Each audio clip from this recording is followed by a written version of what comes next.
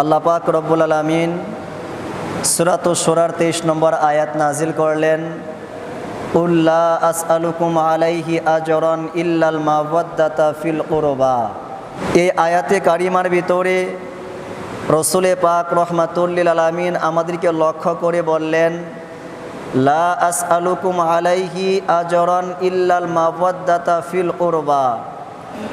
হে আমার উম্মতেরা, আমার দাওয়াতের বিনিময়ে, পরিশ্রমের বিনিময়ে, চোখের পানির বিনিময়ে, অনাহারের বিনিময়ে, কষ্টের ঘামের বিনিময়ে, আমার উহুদের ময়দানে 2 দাঁত মোবারক শহীদ হওয়ার বিনিময়ে, অর্থাৎ আমার যাবতীয় পরিশ্রম রব্বি হাবলি উম্মাতি বলে চোখের পানি সারার বিনিময়ে তোমাদের কাছে কিচ্ছুই চাই না, মাত্র একটা জিনিস চাই।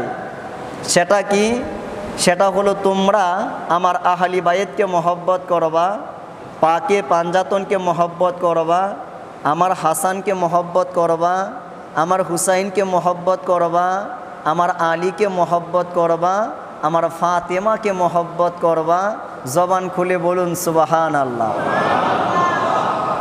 এই আয়াতে কারিমাকে কেন্দ্র করে হযরত আব্দুল্লাহ ইবনে আব্বাস রাদিয়াল্লাহু তাআলা আনহু, হযরত ইমাম জয়নুল আবিদিন রাদিয়াল্লাহু তাআলা আনহু, ইমাম শাফি রহমাতুল্লাহি আলাইহি এবং সাহাবায়ে কেরামের একটা বিরাট জামাত, তারা বলেছেন আল্লাহ পাক রব্বুল আলামিন এই আয়াতে কারিমা নাজিল করে ইমাম হাসানকে মহব্বত করা, ইমাম হুসাইনকে মহব্বত করা, হযরত আলীকে মহব্বত করা, মা ফাতিমাকে মহব্বত করা সকল উম্মতের জন্য ফরজ করে দিয়েছেন।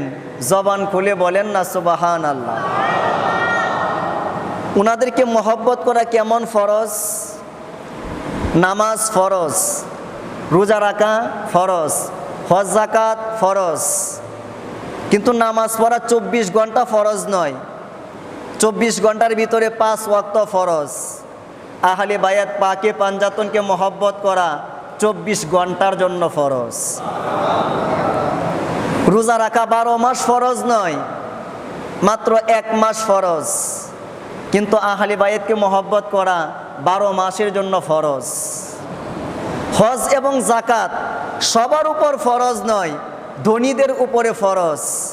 আহলে বায়াতকে মহব্বত করা ধনী বলেন, গরিব বলেন, নারী বলেন, পুরুষ বলেন, প্রত্যেকটা মুহূর্তে আহলে বায়াতকে মহব্বত করা ফরজ। ফরজ করে দিয়েছেন কে? কথা বলেন, ফরজ করে দিয়েছেন কে?